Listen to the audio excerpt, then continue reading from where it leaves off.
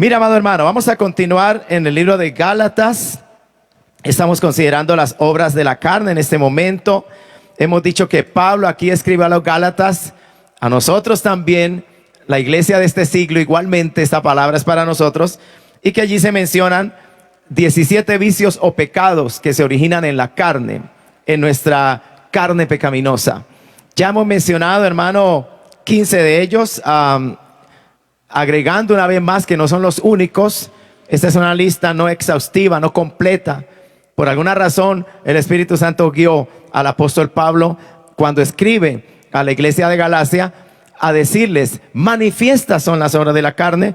Es como si les estuviera diciendo: son evidentes, son fáciles de ver, de visualizar. No necesitamos mucho conocimiento teológico, doctrinal quizás, para entender que eso es pecaminoso y que eso no se origina en el espíritu, se origina en la carne. Y cuando hablamos de la carne entendemos esa parte en la vida del ser humano que es contraria al Espíritu de Dios, en el caso del creyente ya regenerado. Esa parte que todavía queda en nosotros, que se opone al Espíritu Santo de Dios, por lo cual se origina ese conflicto, esa lucha, esa batalla entre el Espíritu y la carne, como la menciona unos versículos más atrás, que leíamos hace unos momentos atrás también, de esa batalla entre la lucha, esa batalla entre la carne y el Espíritu, entre el Espíritu y la carne. Alabado sea Dios, pero no son los únicos pecados, sabemos, que se originan en la carne. Hay muchos más, pero Pablo menciona 17 a la iglesia de Galacia.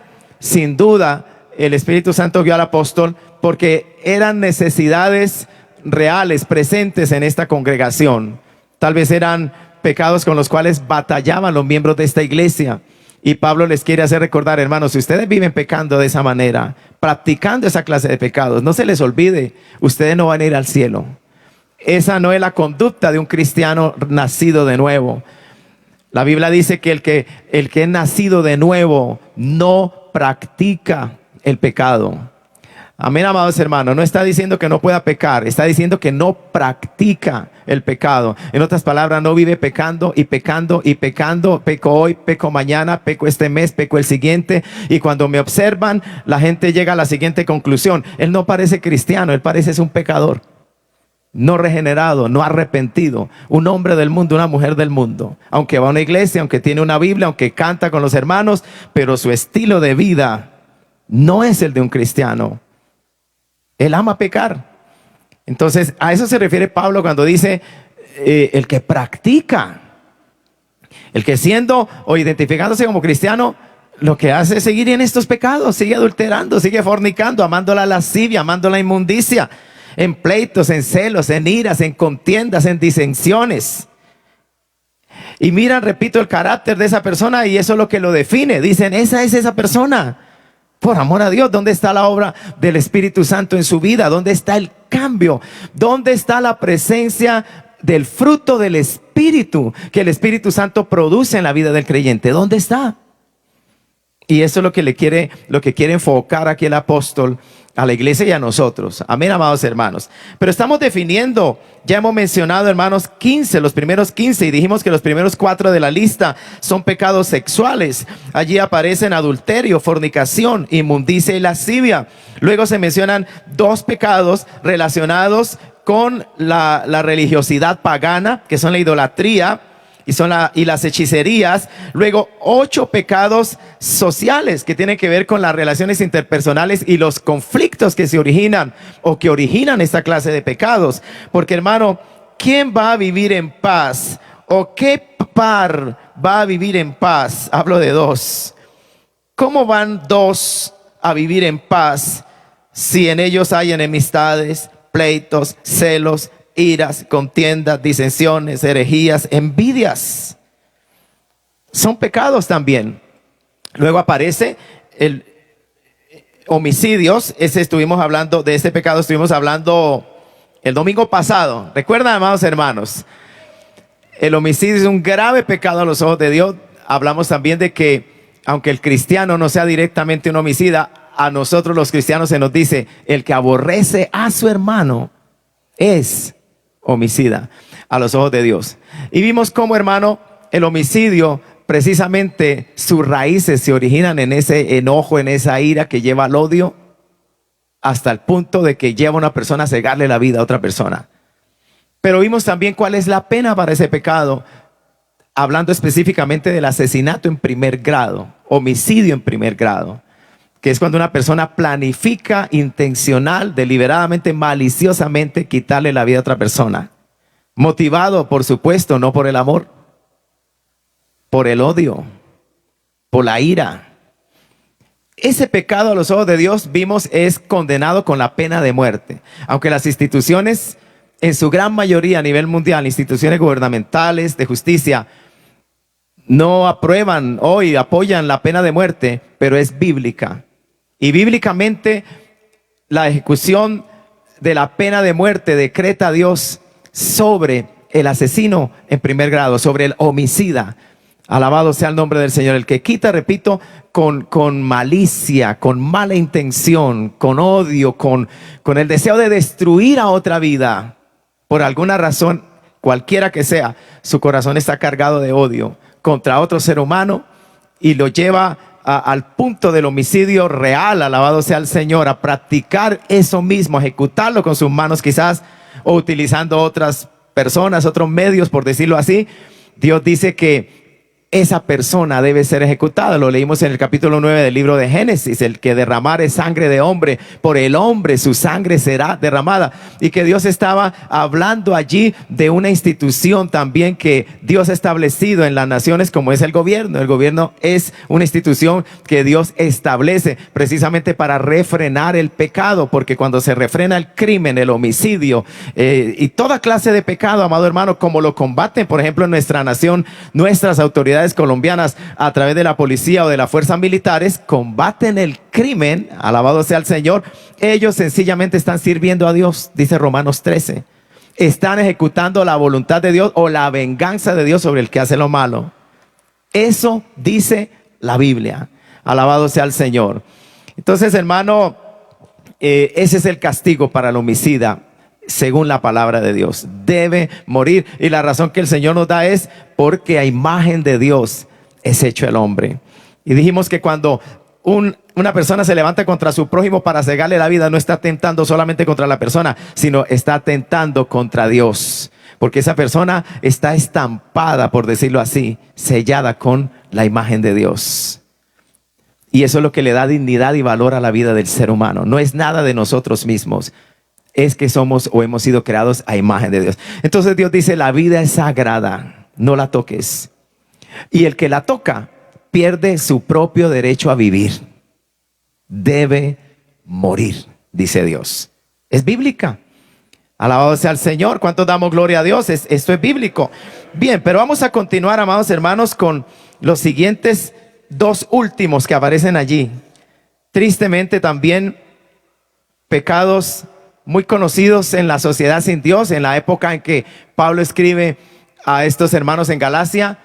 Entre los gentiles, las borracheras y las orgías era algo generalizado y que estaba incluso relacionado con su vida religiosa, para que usted comprenda algo más de lo que son las religiones paganas. Toda la impureza, todo lo contrario a Dios. Aparte de la idolatría, de los ídolos que se adoran, ¿qué otras prácticas incluían lo que era la religión pagana en aquellos tiempos? Pero hoy nosotros, por ejemplo, si vamos a hablar de borracheras, nuestra sociedad es una sociedad donde hay mucho borracho. Cada fin de semana, tabernas, prostíbulos, bares llenos de borrachos, hombres y mujeres. Mire, hace unos días salía la noticia, la leía creo que en El Tiempo, bueno, la leí en alguna parte, que Colombia era declarado por algunos análisis, estudios, el país más cervecero del mundo. ¿Alguien leyó esa noticia? El país, yo la acabo de leer hace como 2 días, el país más cervecero del mundo. ¿Y qué beneficio le trae eso a la nación? Alabado sea el nombre del Señor. Pero entremos al término borracheras y luego orgías. Estos dos pecados tienen que ver con la embriaguez y sus consecuencias naturales. Mire, hermano, nuestra sociedad, nuestra nación ha sido tan golpeada por estos pecados que casi en toda familia o en la gran mayoría de las familias colombianas, alguno ha sido borracho o amador de la cerveza, del licor, del alcohol. Eso es generalizado en nuestra sociedad. No es que venimos de una sociedad, hermano, tan ignorante, porque no puedo utilizar otra expresión, ¿verdad? Tan ignorante de la pureza, de la piedad, de la buena moral, de los buenos principios, de lo que es de Dios, de lo que es sano.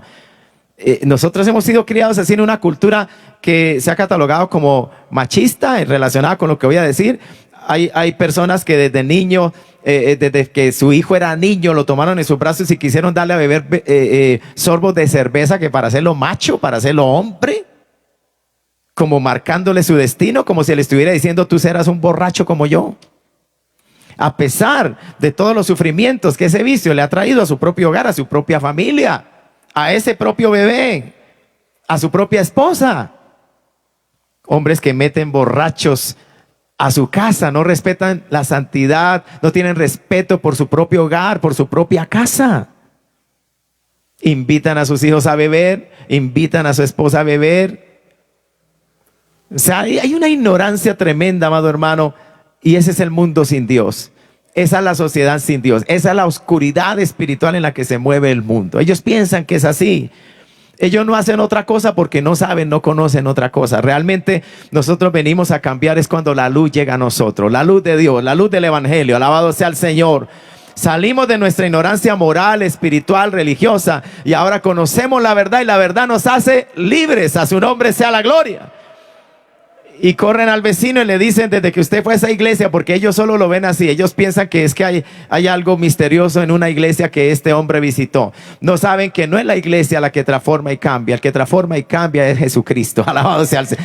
¿Verdad? No deberían decirle desde que fue a esa iglesia, más bien desde que usted se encontró, Jesucristo lo encontró a usted, perdido en el vicio y en el pecado. Usted es otro. Pero claro, ellos no entienden eso.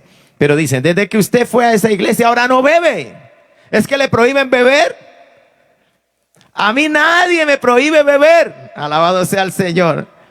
Lo que pasa es que ahora yo no deseo, no anhelo beber. ¿Y por qué ahora no deseas, ni anhelas, ni quieres beber? Porque Dios ha hecho algo en mí. Alabado sea el Señor. Esa es una razón. Porque realmente si el borracho, conociendo su angustia, su hundimiento, porque se hunde, y él quisiera en ocasiones salir y ser libre, y promete: no beberé más, y no puede. Y a veces siente remordimiento por lo que hace. Aquí años atrás yo recuerdo ver orar aquí en esta tarima. Eso fue por allá en los años 93, 92. Estábamos aquí en nuestras funciones de colaborando al lado del pastor. Cuando tocaron a la puerta, abrí la puerta, había un hombre muy en mal estado, ¿verdad? Todavía hedía alcohol. Y me dice: ¿pueden orar por mí? Y lloraba. Y lo escuché. Lo que sucede es que me siento muy mal, quisiera morirme, yo me quiero morir, alguien que ore por mí. Y siguió hablando: me siento miserable, soy un desgraciado. Él utilizaba esas palabras. Él sentía adentro muy cargado de culpa, de culpa. Y él dice: mi hija, mi pequeño bebé está aguantando hambre. Lleva 2 días sin yo poderle suministrar la leche que él necesita normalmente para su alimentación. Mi esposa me suplicó ayer cuando salí a mi trabajo que por favor no me fuera a beber el dinero. Era la quincena, era el pago. Yo le prometí, le dije: no, hoy mi niña tendrá su comidita, hoy saldremos de esta. Y me fui y no regresé en toda la noche. Me bebí todo mi dinero. Y yo me quiero morir, siento asco de mí.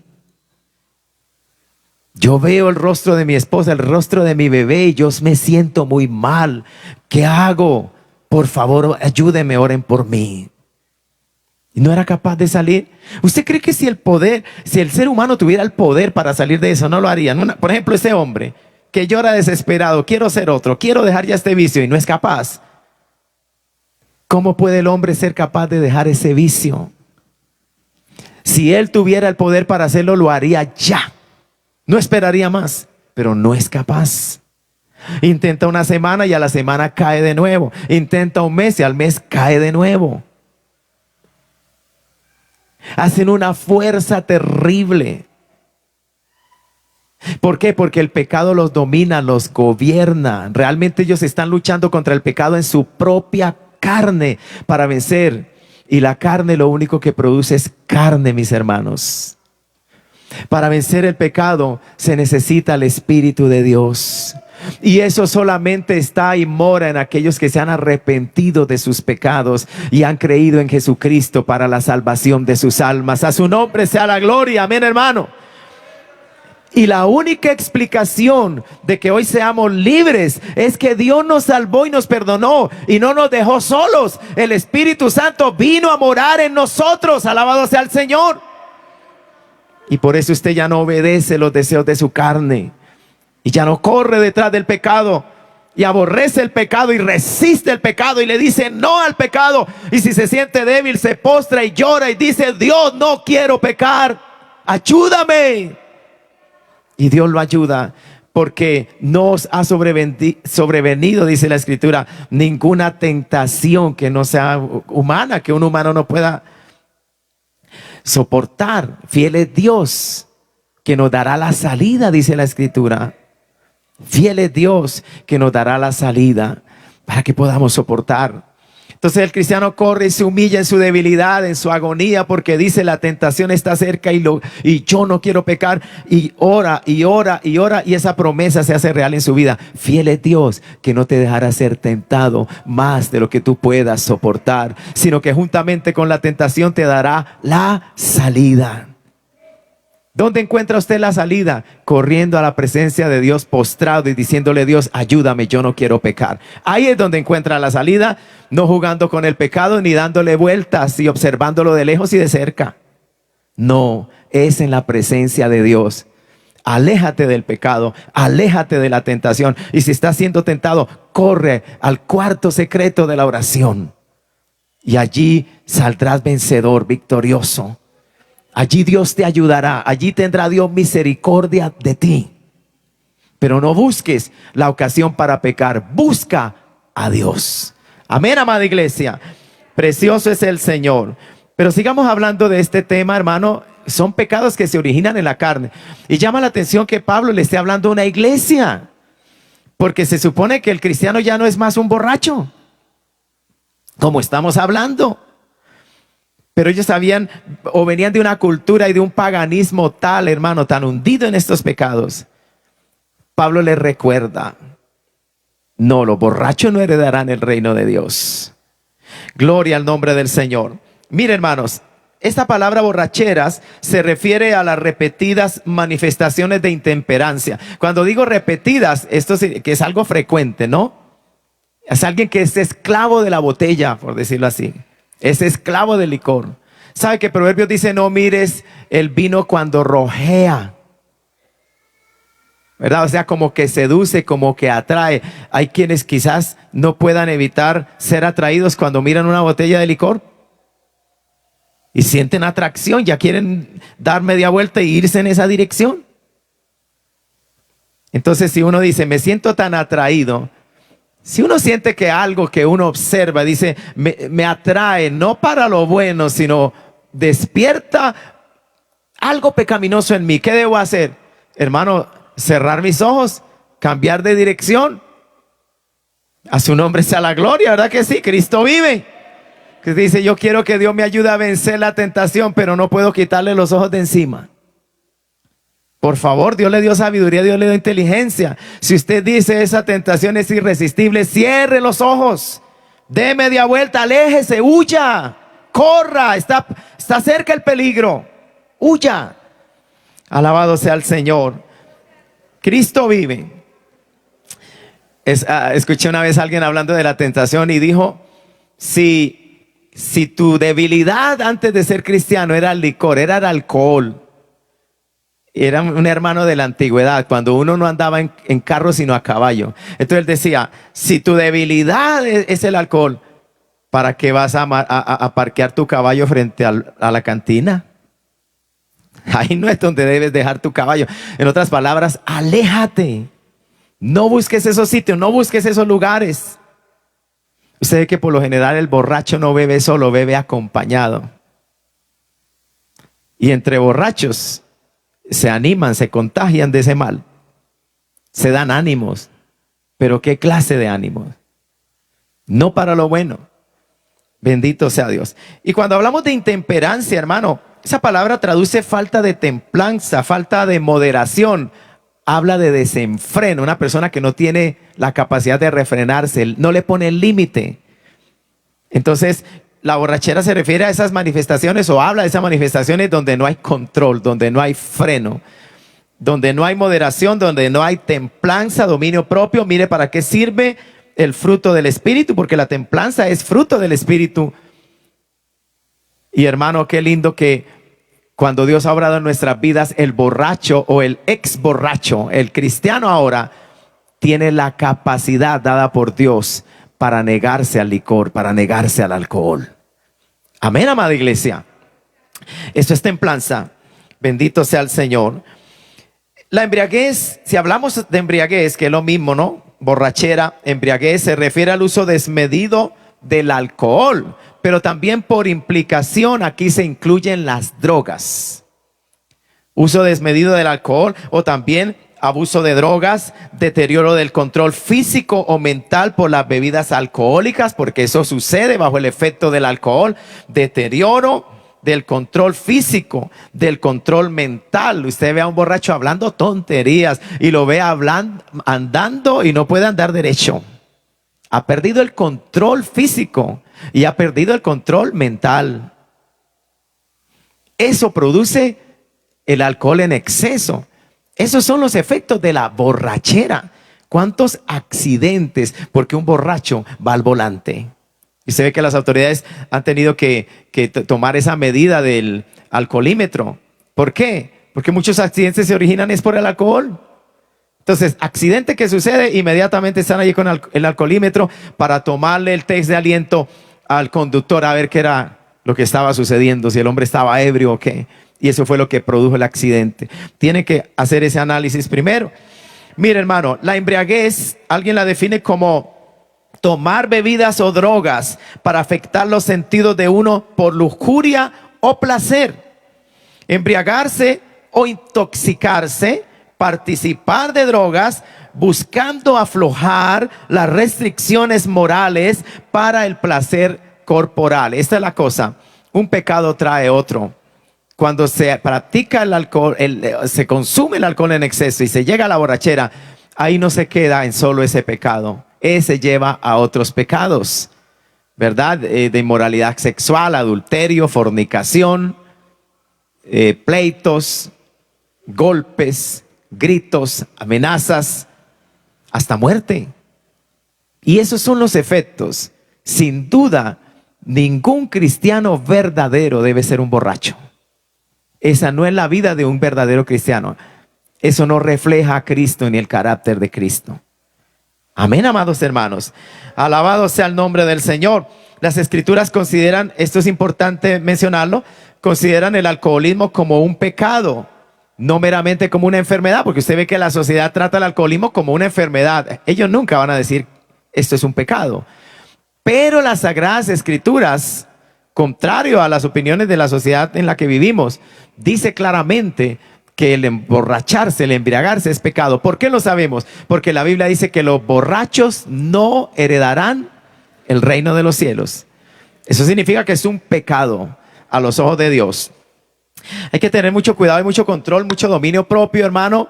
¿Por qué? Porque ningún borracho se hizo borracho de la noche a la mañana. Tuvo que haber comenzado poco a poco. Siempre el principio es pequeño, pero luego crece, avanza, se desarrolla y el mal crece.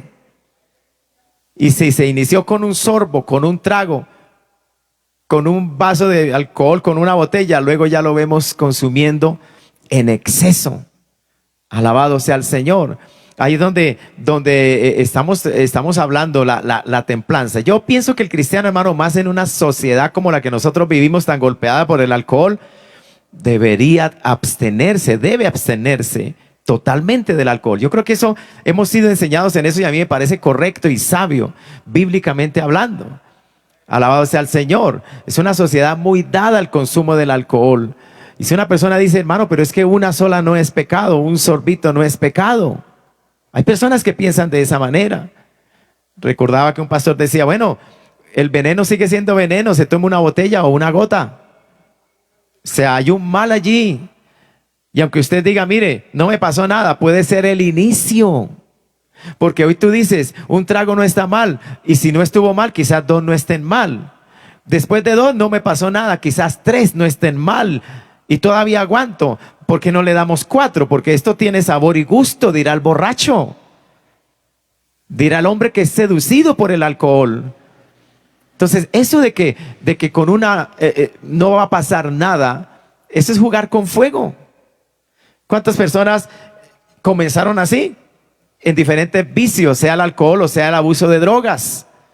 Le dijeron, mire, un poquito nada más. Lo animaron de alguna manera, como suelen los impíos animar, usados por el diablo.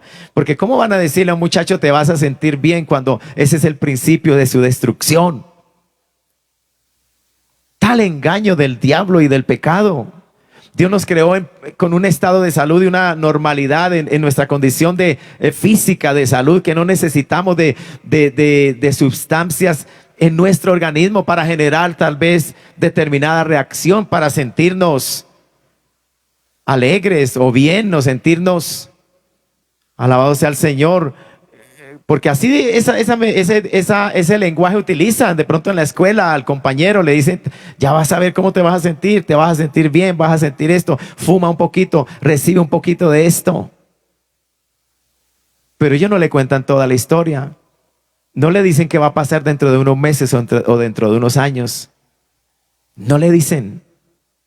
Son malos, son perversos. Y los que promueven las drogas y los que venden ese maldito vicio, porque yo no le puedo llamar de otra manera, maldito vicio, son instrumentos del infierno. Mire cómo afectan a una sociedad, a una nación. Unos porque la consumen y la piden a gritos, y otros porque la producen y la exportan. ¿No esa es una maldición? Tanto crimen desarrolla, trae esto. Y todo comienza con un poquito. Entonces, llegar a pensar de que un poquito no es nada, yo le diría, hermano, mejor absténgase para la gloria de Dios. Mejor sea, ¿cierto? Aléjese del alcohol. Hay cristianos que pueden ser tentados y quizás pueden estar siendo tentados a eso. Sí, cada quien tiene su área de debilidad. Tal vez unos tienen una área, otros otra área, otros otra área. Pero uno tiene que cuidarse a sí mismo, uno tiene que guardarse. Y si uno entiende que esa era una área de debilidad en la vida de uno, tiene que alejarse de la zona de riesgo, de la zona de peligro. Amén, amados hermanos. Cristo vive, a su nombre gloria. Alabado sea el Señor. Sigamos definiendo esta palabra, amados hermanos. Este pecado de la borrachera consiste en dejarse llevar por el gusto de beber en exceso, decía un hermano, hasta el punto de la embriaguez. Y cruzar los límites, porque a eso nos lleva a la embriaguez, cruzar los límites del decoro y de lo que es aceptable, y desear cada vez más lo que promueve la embriaguez. Notemos que aquí no se considera la embriaguez como una enfermedad, se considera como un problema de pecado que surge en la carne.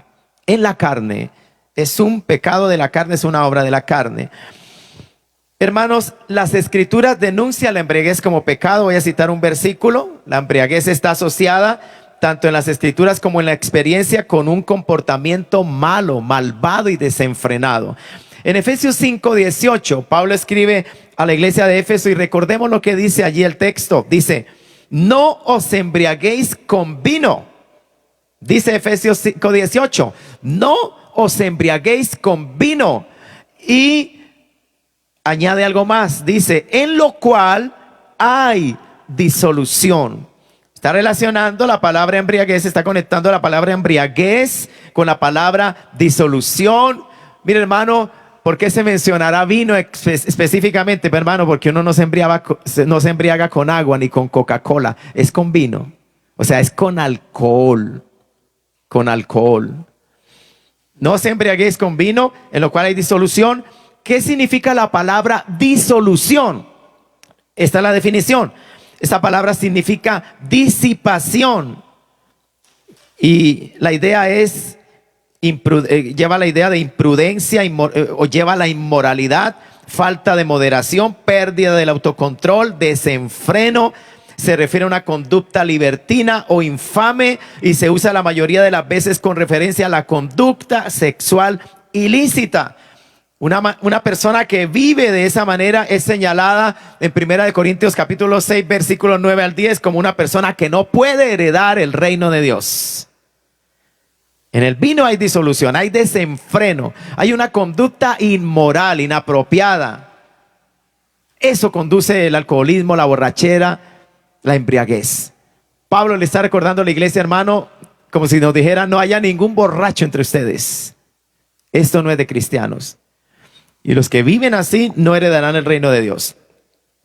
Un hermano anotaba lo siguiente y dice: es bien sabido que la intemperancia en el uso de las bebidas alcohólicas resulta en fuerzas violentas, acciones criminales, deseos carnales, aptitudes antisociales, trastornos emocionales, pérdida racional y el olvido de Dios. Este es el comportamiento característico de un no cristiano, el comportamiento desenfrenado, malvado, disipado, imprudente, irresponsable y fuera de control que es inducido por la borrachera. Esto es pecaminoso. Esto es característico de los no creyentes como forma de vida y no debe ser característico de los cristianos en absoluto. Nosotros no tenemos nada que ver, hermano, con el alcohol, con ese vicio del alcohol, de la borrachera. Todo lo que hace la borrachera es producir libertinaje, produce disipación, imprudencia, desenfreno. Cualquier embriaguez a cualquier nivel es pecado. Escuche esto: el potencial de pérdida de sentido, pérdida de control, pérdida de juicio, especialmente en los jóvenes, y el potencial de adicción al consumo excesivo de alcohol es muy alto. Tremendo, amado hermano. Vivimos épocas terribles. Yo recuerdo, hermano, en mis años de muchacho, que, bueno, en lo que yo alcanzo a recordar, la población o la edad dentro de la población más afectada y más entregada a la borrachera eran las personas ya adultas. Yo recuerdo en mis años de niño, de muchacho, era extraño ver a un adolescente borracho en una calle, a un jovencito. Hoy es totalmente diferente la historia. Nosotros en Australia, hermano, tuvimos la oportunidad de ver en algunas ocasiones en el propio centro de la ciudad, lo que se conoce como la City, en la ciudad de Melbourne y en otras ciudades australianas. Los muchachos a veces tarde de la noche, ¿verdad? Tarde de la noche, en ocasiones que teníamos que hacer un recorrido largo, regresábamos de una vigilia y teníamos que cruzar por el centro de la ciudad, ver jovencitos, niños de 13, 14, 15, 16 años y jovencitas con botellas de alcohol en la mano tiradas en las avenidas de la ciudad, a veces sobre el césped, sobre la calle, totalmente perdidos, no sabían dónde estaban, ebrios, totalmente borrachos. Y ese es uno de los males de nuestra sociedad moderna. Es increíble cómo también hoy la juventud, a temprana edad, el ser humano se entrega a este vicio. Consume alcohol, no solo drogas, y por supuesto las drogas están allí presentes. Es terrible. Bendito sea el Señor. Pero estamos hablando del alcohol y esto produce, hermano, pérdida de control, pérdida de juicio. Dice este escritor, especialmente en los jóvenes. Y tiene un potencial de adicción muy alto, muy alto. Ahora, hermano, este hermano que escribe este artículo lo escribe en enero del 2012. Y quiero que escuche lo que él mencionaba de su propia nación, los Estados Unidos, en el 2012. Él decía: el alcohol tiene un poder destructivo, destruye a las personas, destruye familias, matrimonios, hogares, carreras, profesiones, vidas.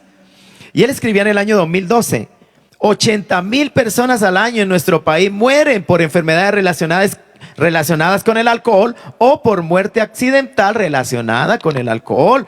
Y decía, hay 38 millones, según el último recuento, esto es, hace una semana escribía él, hay 38 millones de alcohólicos en los Estados Unidos.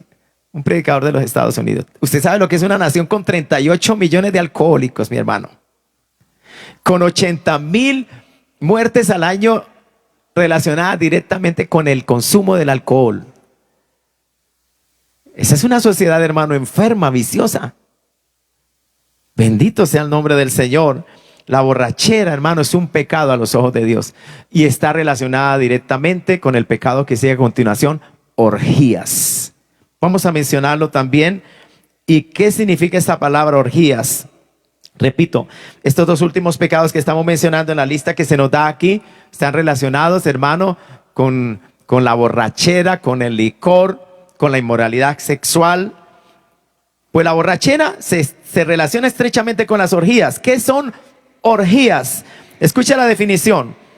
Orgías significa licencia incontrolada, indulgencia y placer, glotonería, participar en fiestas desenfrenadas o de copas, o sea, de abundante trago, de una forma desordenada, complaciéndose en alimentar los deseos de la carne. Otra palabra que define orgías es la palabra juergas.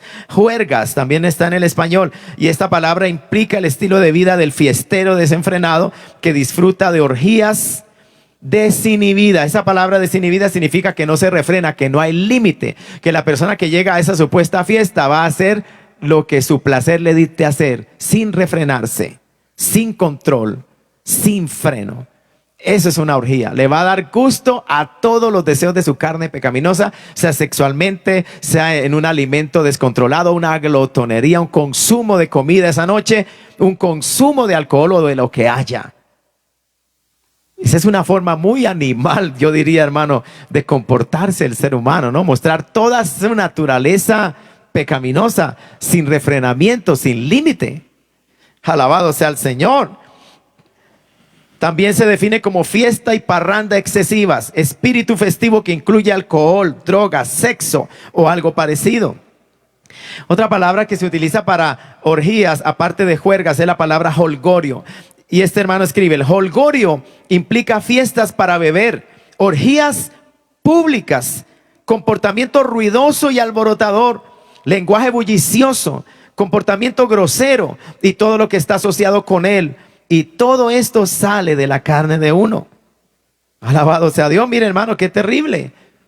Los pecados de la carne, las obras de la carne, de las cuales el Señor ya nos ha libertado. Y se nos dice a nosotros como cristianos: no debemos participar de las obras infructuosas de las tinieblas. No debemos dar lugar a los deseos de la carne. Hay que cerrar toda puerta, hermano. Alabado sea el nombre del Señor. Todo tiene un comienzo, todo tiene un principio. Uno tiene que cerrar toda puerta de acceso, alabado sea el Señor, a lo pecaminoso, a lo que quiera despertar dentro de nosotros un deseo pecaminoso. Es por eso que, hermano, en las iglesias enseñamos, ya lo vimos atrás cuando vimos los pecados sexuales, y habla de la lujuria, de la inmundicia relacionada con pecados tales como la pornografía. Tal vez una persona no está pensando ir a fornicar y adulterar, pero si se entrega a la pornografía, ya está llenando de tanta contaminación y de tanta suciedad sus ojos, y más que sus ojos, su corazón, su deseo va a despertar un deseo pecaminoso. Será más pronto que tarde que termine cayendo en relaciones de adulterio o de fornicación, según sea el caso, porque se deleita en eso.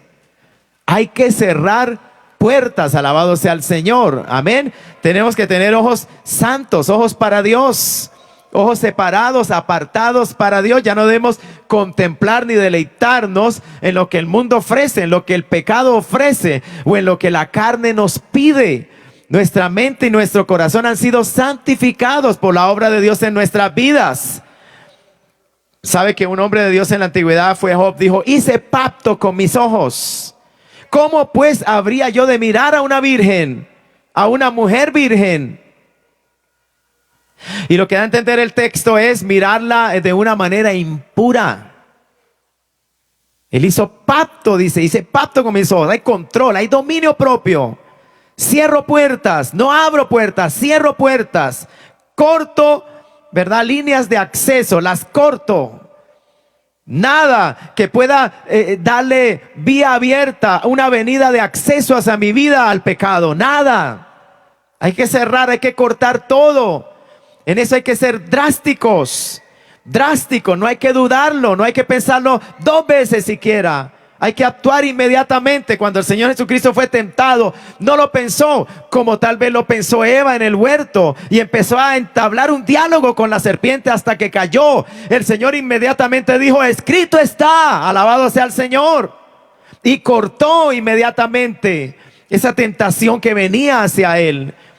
No hay que darle lugar a la tentación. No hay que darle tiempo a la tentación para que produzca su efecto en mi vida, porque soy débil, soy vulnerable. No podré vencer la tentación si le abro la puerta y si le doy lugar. No podré, hay que entender eso. El Señor nos llamó a orar no cuando estemos tentados ya, no cuando hayamos entrado en tentación, sino Él dijo las siguientes palabras: para que no entréis en tentación. Alabado sea el Señor. A su nombre gloria. Amén, amada iglesia. Entonces uno tiene que cortar, hermano. Nosotros no podemos ser, ¿verdad? Tenemos que ser sabios y entendidos. Si una persona sabe que en un área vulnerable, aléjese de relaciones, de personas, de lugares, de sitios, de circunstancias donde usted sabe que está pisando terreno resbaladizo. Sí. No haga como Sansón. No hagamos o no nos la demos de héroes. Esta vez saldré como las otras veces. Esta vez ganaré, esta vez venceré. Y el hombre ya había caído, seducido por sus pasiones, por los deseos de su carne. Y el enemigo tomó control ahora de su vida. ¿Quién le abrió la puerta a esa derrota? ¿Quién le abrió la puerta, por decirlo así, a sus enemigos? Él, dándole gusto a la debilidad de su carne. Fue tentado, fue seducido y cayó. Y Dios lo entregó a tremenda disciplina. Porque alguien dice: pero yo soy cristiano y tengo a Dios. Pero si de verdad eres de Dios y te arrepientes de tu pecado, vas a ser disciplinado por el Padre. Porque Dios quiere ver en ti santidad, una vida de justicia. ¿Cuántos alabamos al Señor? Cristo vive para siempre, amado hermano. Entonces, esta palabra orgías, mira, amado hermano, escuche, tomé unos datos interesantes para concluir esta parte esta mañana. Porque los hermanos de la iglesia de Galacia y de otras iglesias a las cuales se escriben estas cartas en el Nuevo Testamento, ellos vivían en un medio así. Es más, ellos salieron de esa conducta. Ellos practicaron a placer y sin freno esta clase de conductas y de pecados. Es más, las religiones, como yo dije anteriormente, estaban relacionadas con estos vicios y pecados, y era hasta en un sentido religioso. O sea, no era mal visto, en otras palabras, dentro de la sociedad en que ellos vivían. Y de esa sociedad tan corrupta moralmente y espiritualmente, que había caído tanto, de ahí Dios saca pueblo para su gloria, amado hermano. Alabado sea el Señor. Pero ahora es un pueblo santo. Ya no puede ser como ese pueblo pagano de Galacia o de Roma o de Éfeso. No, no, no, no. Ya no podemos ser como este pueblo inmoral, corrompido, que pueda todavía morar en nuestra amada ciudad Bucaramanga. Tanto pecador sin freno en las calles de esta ciudad.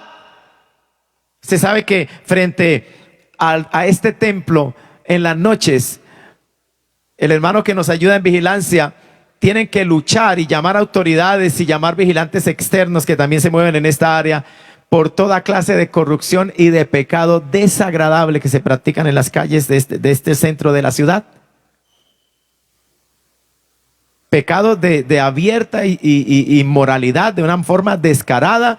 Y tenemos que recurrir a las autoridades y decir: por favor, aquí hay familias, esto es un templo, aquí hay familias, hay niños pequeños, ¿y qué hace esta gente aquí frente a las puertas de las casas, en el área cercana al templo, practicando esas cosas abominables?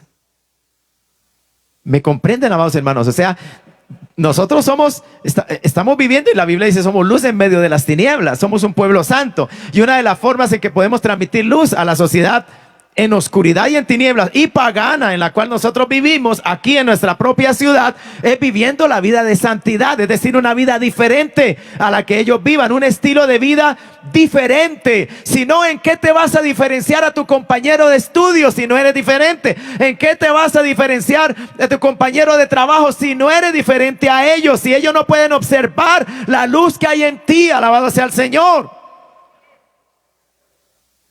Yo he visto, hermano, que muchas veces, aún en ambientes donde se practica el pecado y el Señor nos permite llegar para compartir el evangelio, las personas sienten respeto y reverencia por el solo hecho de identificarnos como cristianos y hablarles en el nombre del Señor. Si sus palabras son maldicientes, cierran sus bocas y guardan silencio, no se atreven en presencia del pueblo de Dios. Bendito sea el Señor. Si hay una luz que transmitimos y si hay una sal que hay en nosotros, como dijo el Señor cuando dijo: vosotros sois luz del mundo y sal de la tierra. Hay algo que conserva, que preserva, que impide que la corrupción, que la inmoralidad avance más. La corrupción, la inmoralidad tropieza contra la iglesia. Alabado sea el Señor. Hay una iglesia que se ha santificado, una iglesia que ha sido lavada, que ha sido limpiada. Hay una iglesia que ha sido santificada por el Espíritu de Dios. Somos testimonio al mundo, alabado sea el Señor, que nos observa, que nos rodea en el colegio, joven, jovencita, en la universidad, en el lugar de trabajo, en el barrio en el cual vivimos. Gloria al Señor. Y lo que le estamos gritando al mundo es que sí se puede ser diferente, sí se puede vivir para Dios. Le estamos gritando al mundo que Dios existe, porque solamente Él ha podido hacer ese cambio en nosotros, no la sociedad, no una ideología humana, no una religión. Le estamos declarando al mundo que Jesucristo cambia, que Jesucristo liberta. A su nombre gloria, amado hermano. Pero culmino citando algo de la historia de esa época. Mire, hermano, un escritor cristiano anota, dice: era una conducta habitual en las religiones paganas expresar su adoración en una orgía borracha y glotona con otros adoradores, que incluso involucraba prostitutas del templo. La idea era que la religión era una experiencia trascendente, una experiencia esotérica, una experiencia metafísica, una experiencia elevada. Y la única forma de entrar en ese reino en el que realmente podía comunicarse con los dioses, alabado sea el Señor, era perdiendo. Mire el engaño. Ellos decían: la única forma que usted se pueda comunicar con las divinidades, con los dioses, es perdiendo toda restricción. Así que, hermano, la embriaguez no era solo social, era religiosa. Y por lo tanto, en términos de religión, no solo era aceptable, se esperaba. Fue una parte esencial de la experiencia religiosa en el mundo griego y romano. Y añade acerca de un culto pagano de la época: era el culto al dios pagano llamado Dionisio. Era el dios del vino. Entre los griegos el nombre era Dionisio, y entre los romanos ese mismo dios pagano se llamaba Baco. Y de allí viene la palabra bacanal. Y usted sabe que la palabra bacanal es una orgía con mucho tumulto y desorden. Aún en el lenguaje nuestro, en el español, se usa la palabra bacanal, bacanales, para referirse a esa clase de parrandas, juergas desenfrenadas, donde hay corrupción, sexo, droga, alcohol. Entonces, mire, hermano, el culto de Dionisio, por ejemplo, fue reconocido por cultivar el desenfreno y el descontrol con la música, la embriaguez, la glotonería y la actividad sexual. Dionisio, que es su nombre griego, se hizo conocido como el dios del vino, porque la embriaguez era una parte muy importante del culto. Y el nombre romano de Dionisio es Baco. Baco es el dios romano del vino, donde viene la palabra bacanal. Y una fiesta bacanal es una pelea de borrachos, es una orgía con mucho desorden y tumulto. Un famoso escritor antiguo, Eurípides, escribió sobre algunos de sus horribles rituales. Escuche esto: los adoradores, por ejemplo, comían carne cruda de toros, cometían atrocidades, su comportamiento era escandaloso, extraño, orgiástico y sexualmente pervertido. Y dice este hermano: visité hace varios años la ciudad de Baalbek, al este de Beirut, Líbano. Baalbek fue uno de los grandes templos de Baco y es una de las ruinas mejor conservadas del Medio Oriente, y es algo impresionante de ver. Hay imágenes de artefactos, dibujos de la antigüedad, representaciones de piezas de arte antiguas, donde el dios del vino Baco tiene a su alrededor ninfas y sátiros. Ninfas y sátiros eran figuras de la mitología griega. Entonces, dice que grabadas en las paredes de ese lugar donde celebraban ellos sus fiestas religiosas o su culto religioso a Baco, estaban grabadas estas imágenes, dice, de Baco, y también a su alrededor ninfas y sátiros, todos participando con personas en orgías extáticas de posesión demoníaca y perversión sexual en estado de embriaguez. Allí todavía se puede ver el piso principal, donde había un agujero profundo para que la gente vomitara, para que pudieran regresar a comer más, y donde vomitaban debido al sopor de la borrachera. Hay en los pedazos de piedra que quedan y los pilares que hay, viñedos por todas partes y ninfas con instrumentos musicales celebrando estas horribles orgías. De ese trasfondo cultural habían salido hermanos de las iglesias cristianas como las de Galacia. Ellos sabían de qué Pablo les estaba hablando cuando les decía: los cristianos ya no andamos en orgías, hermanos, ni en borracheras. Alabado sea el Señor. Así que para ellos, hermano, era una experiencia religiosa falsa, ¿verdad? Inducida por la embriaguez, que liberaba a las personas de toda restricción, de autocontrol, de toda moderación, de modo que se comportaban de una manera completamente descontrolada. Y de ese ambiente, repito, pagano, Dios sacó a un pueblo para Él, un pueblo santo, una iglesia. Nosotros tenemos que ser totalmente diferentes al mundo, amado hermano. Hoy día, hermano, usted sabe que todo es globalizado ahora. Y qué triste, nuestra naturaleza humana quiere imitarlo todo.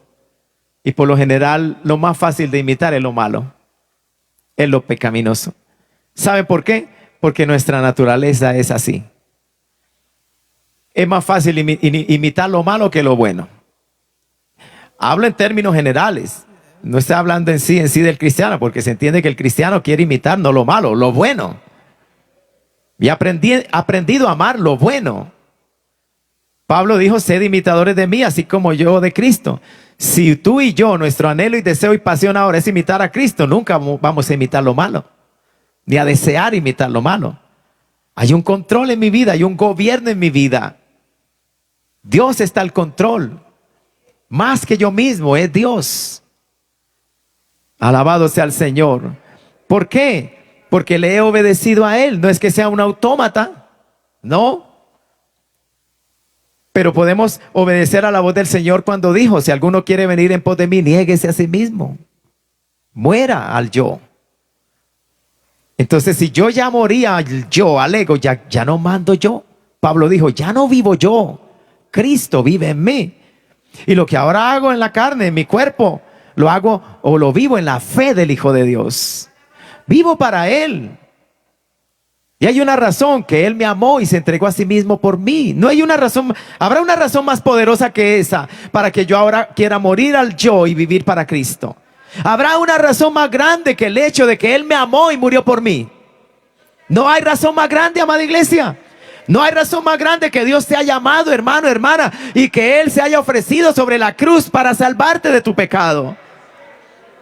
Y eso nos cautiva. Pablo dijo: el amor de Cristo nos constriñe y nos lleva a amar la piedad y anhelar vivir una vida para Dios. Él es nuestro Señor. Él es nuestro Señor. Él manda. Alabado sea el Señor. Y cuando tú vives en una vida de obediencia a Dios y a su palabra para dar testimonio al mundo que observa, lo que tú estás haciendo es no solamente obedeciendo, sino está glorificando a tu Señor. Lo estás exaltando en público. Lo está levantando a Él como lo más glorioso, lo más santo, lo más deseado, lo más importante de tu vida misma. Ya no vives para ti mismo en tu lugar de trabajo, en tu escuela. Lo que lo haces porque vives para Dios. Lo que haces, lo haces para Dios. más que para ti mismo. Lo haces motivado y gobernado por una autoridad superior, por la autoridad del Dios omnipotente que te dio la vida y que te salvó. Alabado sea el Señor. A su nombre gloria. A su nombre gloria. ¿Sabe cómo escribían los ingleses en la antigüedad? Los cristianos ingleses en Inglaterra, por ejemplo, John Bunyan. Ellos se consideraban siervos del rey. A los ojos de la sociedad que les rodeaba en su época, ellos decían: yo soy un siervo de mi rey. Y vaya que ellos lo entendían muy bien, porque en Inglaterra ha existido la realeza. En Colombia nunca hemos conocido un rey. Pero entre los ingleses y otras naciones del mundo, ellos sabían lo que era ser súbditos de un reino y tener un rey sobre ellos, al cual amaban, honraban, respetaban, lo tenían muy en alto. Aún para acercarse a la presencia del rey no podría acercarse cualquiera, ni de cualquier manera. Había un protocolo, todavía existe, no cualquiera entra al palacio de Buckingham en Londres. Solo si la reina lo manda a llamar y tiene que haber un protocolo para poderse presentar en presencia de ese rey. Así de que ahora, como cristiano, John Bunyan podía entender esa relación súbdito-rey. Alabado sea el Señor, ¿cierto? Súbdito, Él es rey, Él es la autoridad máxima. Él es soberano sobre mi vida. Él decide sobre mi vida. Él puede decidir si vivo un día más o no. Es rey. Ellos lo entendían porque era su propia experiencia de vida real ahí en Inglaterra. Alabado sea el Señor. Ahora ellos como cristianos decían: hay un rey más glorioso, más grande, el soberano, el rey de reyes, el que está puesto sobre toda autoridad, y yo soy de él, soy su súbdito. Él tiene también un reino, es el reino de Dios, y yo soy parte de ese reino. Pertenezco al reino de Dios. Ya no me gobierno a mí mismo, ya no me mando a mí mismo, ya no hago mi voluntad, hago la voluntad de mi rey. Y entienden que cuando ellos deciden y anhelan hacer la voluntad del rey, lo están haciendo para su rey, lo están haciendo para honrarlo, lo están haciendo para proclamar su lealtad a ese rey, para manifestar su devoción a ese rey. Eso es lo que tú haces en tu lugar de trabajo, en tu escuela, jovencita, en tu universidad. Lo que haces, lo haces para declarar la lealtad que hay en ti hacia tu rey, hacia tu Señor y Rey. Por eso hablas como hablas, vistes como vistes, te comportas como te comportas con tus compañeros de trabajo, de estudio, porque tú quieres exaltar al Rey que vive en ti, que gobierna tu vida. Tiene que ser un pueblo diferente. De eso se trata, amada iglesia, y de eso está hablándole Pablo a la iglesia de Galacia. Los cristianos ya no deben practicar esta clase de pecados. Y si los practican, no se les olvide, ustedes no heredarán el reino de Dios. Terrible, ¿verdad? Llegar a una iglesia, identificarse como cristiano y morir como un pagano. Morir como un inconverso, como un hombre y una mujer que nunca conoció a Dios. De eso habla. Si sigue practicando esos pecados, aunque vayas a la iglesia, no heredarás el reino de Dios. Es una advertencia solemne, grave, seria de las Escrituras para nosotros como pueblo de Dios. Amén, amados hermanos. Busquemos al Señor con todo el corazón. Dios es que nos da la gracia, la fortaleza para vivir una vida santa, una vida piadosa, donde ya no manda la carne, donde ya no satisfacemos los deseos de la carne, sino que andamos en el Espíritu, como dice aquí mismo Pablo, en obediencia a la dirección del Espíritu Santo. Y no se les olvide que la dirección en la que nos guía el Espíritu Santo es siempre contraria a la dirección de la carne, en total oposición. Pero si obedecemos al Espíritu, dice Pablo, no cumpliréis los deseos de la carne. Alabado sea el Señor. Fortalezcámonos en el Señor y en el poder de su fuerza. Llenémonos del Espíritu Santo. Ame la oración, ame el ayuno, ame el congregarse. Sopese, ¿verdad? Ponga en balanza cuánto tiempo usted le dedica a las cosas de la vida y cuánto tiempo usted le dedica a la oración, a la palabra, al estudio de la Biblia, al culto a Dios, al servicio, al evangelismo. Si la balanza de este lado, de todos los asuntos que conciernen a su vida, pesa más que lo que es la vida de oración, el congregarse, el servir a Dios, ahí tiene que encenderse en su vida una luz roja. Amén. ¿Quién sabe qué luz esté arrojando usted en este momento? Si lo que pesa más son las cosas y los asuntos de la vida, más que la gloria y la presencia de Dios, más que el anhelo de su presencia, más que la oración. Si en su corazón ya el anhelo no es el del salmista, anhelo estar en tu casa todos los días de mi vida, ¿qué está pasando en tu vida? ¿Y qué estás mostrando al mundo como parte de tu testimonio y de tu lealtad al Señor que te salvó? Él es tu rey, tú eres súbdito. Él es el Señor de nuestras vidas. Vamos a estar de pie, amados hermanos. Le invito a estar de pie para que demos gracias a Dios por su palabra. Por un momento levante sus manos al Señor. Adore a Dios en esta mañana. Alabado sea Dios. ¿Cuántos aquí desearían decirle hoy al Señor: ayúdame, Señor, a ser fiel y a dar testimonio con mi vida, a dar testimonio de ti en el lugar de trabajo, en la escuela, en el colegio? ¿Cómo es tu testimonio, cristiano? ¿Cómo es tu testimonio, hermana, allí en tu escuela, en tu universidad, en tu lugar de trabajo, hermano, en el barrio, en el vecindario, en el hogar? Cuando te observan, ¿qué ven en ti? ¿Acaso estás siendo seducido por alguno de estos pecados de la carne? ¿Acaso tus ojos se han prestado para deleitar tus ojos y tu carne en lo que no agrada a Dios? Hermano, ¿así quieres servir al Señor? ¿Así quieres buscar a Dios, amando las cosas que Dios no ama? ¿Amando las cosas que Dios aborrece? ¿Así quieres servirle y así quieres buscarle y así quieres adorarle? No podemos tener un corazón dividido delante de Dios, amada iglesia. El mandamiento de Dios es claro: amarás al Señor tu Dios con toda tu mente, con todo tu corazón, con toda tu alma. No es con medio corazón, no es con la mitad de tus pensamientos, no es con la mitad de tu ser, es con todo. ¿Está tu corazón dividido? ¿Todavía amas las cosas del mundo? ¿Todavía hay pecados ocultos que practicas? ¿Amas esas cosas todavía? ¿No quieres dejarlas? ¿No sientes temor? ¿No te arrepientes de eso?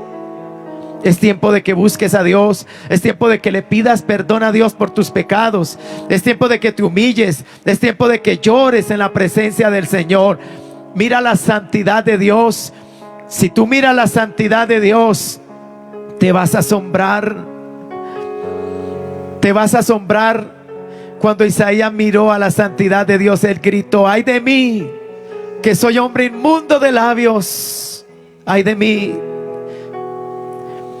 ¿Por qué no le dices: Señor, abre mis ojos y ayúdame a ver tu santidad, y que caiga yo a tus pies?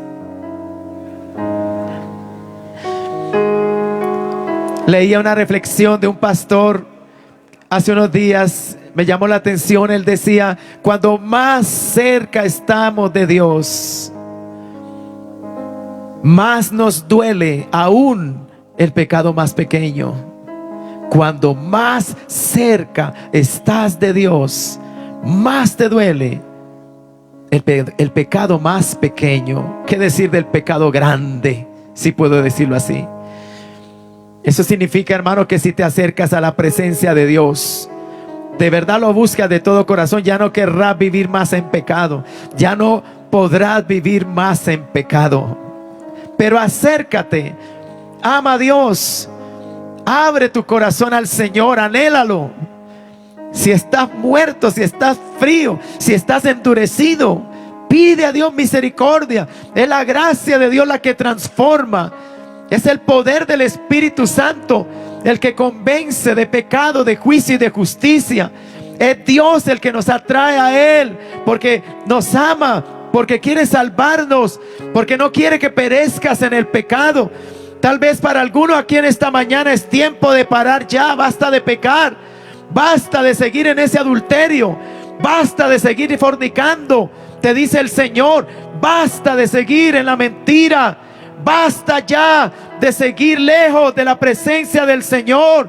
En esta mañana corre, hermano, corre, acércate a Dios, deja tu descarrío, deja tu alejamiento, deja de pensar en las cosas del mundo y vuélvete a Dios en esta escuela dominical. Acércate a la presencia del Señor. ¿Cómo es posible que pesen más en tu corazón las cosas de la vida, las cosas del mundo, que la gloria de Dios? ¿Dónde has dejado a Dios?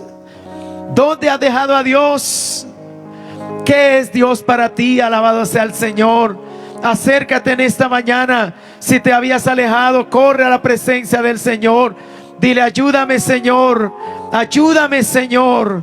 Ten misericordia de mí, perdóname, levántame, restáurame. Oh, acércate a Dios, amado hermano, si te habías alejado del Señor. Ora, amada iglesia, en esta mañana, que Dios nos fortalezca, que Dios nos llene de su gracia y de su espíritu, que Dios nos llene de su poder en esta escuela dominical para avanzar, para vencer el pecado, la iniquidad, la injusticia, para vencer la maldad de este mundo, para vivir una vida santa, una vida piadosa. Padre, ayúdanos en esta mañana. Mira a cada hermano, a cada hermana, a tu iglesia aquí reunida, los que estamos aquí en el templo, los que están en sus hogares, a la distancia, participando de este culto. Dios mío, ten piedad, ten misericordia, santifícanos, lávanos, límpianos, levántanos, restáuranos, Señor, afírmanos, avívanos en tu voluntad. Ayúdanos a dar testimonio en el lugar de trabajo, en el colegio, en el barrio, en la casa. Dios mío, en el templo de Dios, ayúdanos a darte gloria. Aquí está tu pueblo. Mira aquel hermano, aquella hermana que ora, que se humilla, que reconoce que ha pecado, que ha fallado, que reconoce que se ha alejado, que se ha endurecido, que ha perdido la fe, que su mente ahora está enfocada en otras cosas que no son Dios ni la gloria de Dios, pero que hoy se humilla y pide perdón. Perdónale, Señor, recíbele. Levanta al hombre, a la mujer que se humilla en este templo o allí a la distancia y que ora y que dice: Dios, ten misericordia de mí, restaura mi vida espiritual, levántame del sueño, levántame de mi caída, santifícame, lávame, límpiame, vuélveme a ti, oh Jehová, dame un corazón para ti. Tócame con tu gracia divina, renuévame, transfórmame, Señor, para la gloria de tu nombre. Permíteme ser un santo de Dios aquí en la tierra, un instrumento que te glorifique, que viva para ti. Ayúdame, Señor, a amarte, a ser leal a ti en esta tierra, todos los días de mi vida, hasta el día glorioso cuando me recibas en tu presencia. Que pueda oír tu dulce voz: buen siervo y fiel. En lo poco has sido fiel, en lo mucho te pondré. Entra en el gozo de tu Señor. Hermano, qué lindo transitar para un día escuchar la dulce voz del Señor y entrar a su presencia habiendo terminado nuestra carrera con gozo aquí en la tierra. Afírmate en el Señor y ora y pide a Dios que te bendiga y te fortalezca. Dios es fiel, a su nombre gloria. El Espíritu Santo es nuestro ayudador. Padre, te damos gracias por tu bendita palabra. Fortalécenos como iglesia, fortalece a tu pueblo, fortalece cada hogar, cada familia, fortalece a cada hermano, cada hermana. Líbranos de tentaciones, líbranos del pecado, líbranos de caer, líbranos de lugares de tentación, de personas, de circunstancias donde seríamos tentados. Líbranos, aléjanos de esos lugares, aléjanos de esas personas. Líbranos, Señor, que no se acerquen a nosotros. Líbranos en nuestra debilidad, ten misericordia. Perdónanos, Señor, y líbranos del pecado, líbranos del mal para tu gloria. Padre, te lo pedimos dándote gracias por tu misericordia esta mañana, por tu bondad, en el nombre de Jesús. Muchas gracias, Padre Santo. Amén y amén. Gloria a Dios.